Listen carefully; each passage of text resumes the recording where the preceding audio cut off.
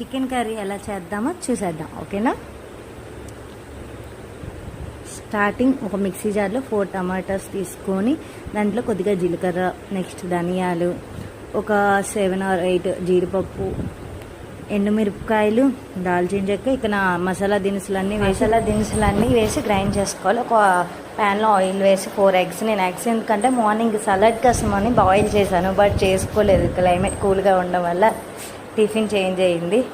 So అందుకు ఇందులో వేద్దామని చికెన్ కర్రీలో బాయిల్ చేసుకున్నాను. ఇందులో ఆయిల్ వేసుకుంటాం. సేమ్ ప్యాన్లో ఆయిల్లోన లైట్గా గీ యాడ్ చేశాను. 50% బాయిల్ చేసిన చికెన్ వేసి దాన్ని సాల్ట్ అండ్ కారం వేసి దానికి తగినంత బాగా దాన్ని ఫ్రై చేసుకోవాలి.